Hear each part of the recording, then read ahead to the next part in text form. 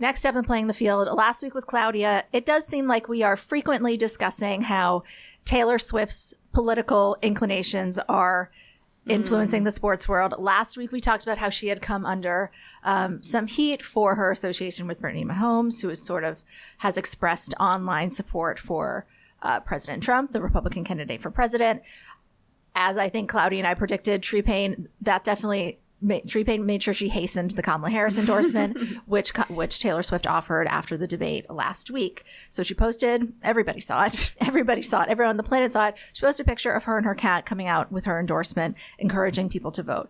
Millions and millions of people liked that post, among them Caitlin Clark. Yeah, and she was asked about the Instagram activity later at a press conference, and she stopped short of endorsing a candidate, but stood her ground, and this is what she said. For myself is, I have this amazing platform, so I think the biggest thing would be just encourage people to register to vote. I think for myself, this is the second time I can vote in an election. At age 22, I could vote when I was 18, so I think do that. That's the biggest thing I can do with the platform that I have, and that's the same thing Taylor did. And I think continue to educate yourself with the candidates that we have, the policies that they're supporting. I think that's the biggest thing you can do, and that's what I would recommend to every single person that has that opportunity in our country. Amanda, so when you first heard about this, what did you think when you saw the story, and what did you think of Caitlin Clark's response from that press conference? Caitlin Clark is immaculately media trained. Sometimes I think maybe too much. She's had to sort of become a little bit more. I think as the season's gone on, she's become a little bit looser. She's reacted to how people have criticized some of her statements that feel a little bit too neutral. When Taylor Swift posted this, the first thing I did was click on people who had liked it, because sometimes you don't know.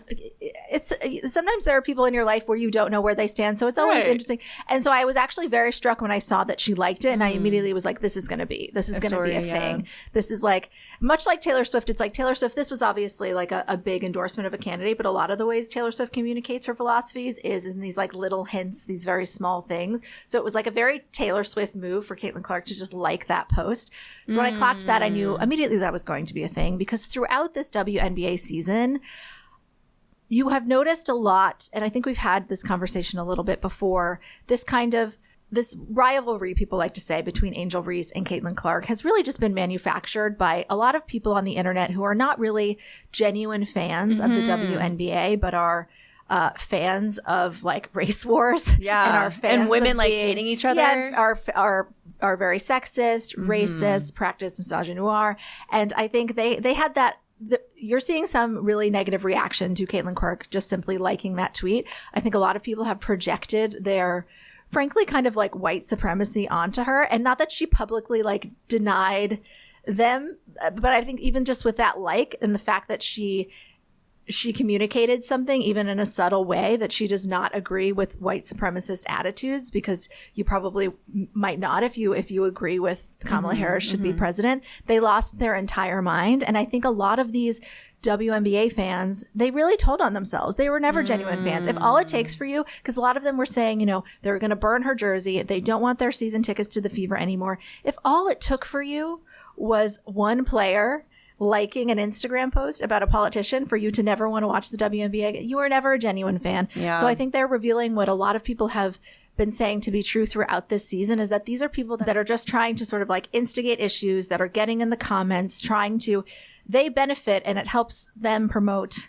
whatever sort of like toxic, damaging kind of, again, like race war that they want when they pit Angel Reese and Caitlin Clark. And just again with one Instagram, like, she was just sort of like, I'm not really down for that. Again, she didn't say that much. She just and in the press conference she just said, I was basically expressing that people should vote, but my takeaway is like, yeah, these people are confirming what people have said this entire season, which is that you are not a genuine fan. Your analysis of Caitlin Clark versus Angel Reese in terms of their performance is not based on genuine interest in the sport. If again, all it takes for you to like abandon that is an Instagram post. So I think they're just furious that she seemed like a great vehicle or an outlet for their white supremacy. And she no longer is, and they're just losing their whole mind. And again, really telling on themselves. It's pretty revealing. Yeah, it was in some ways really funny to read. It wasn't funny, but it was also funny to read the comments that people were leaving on Instagram saying the stuff about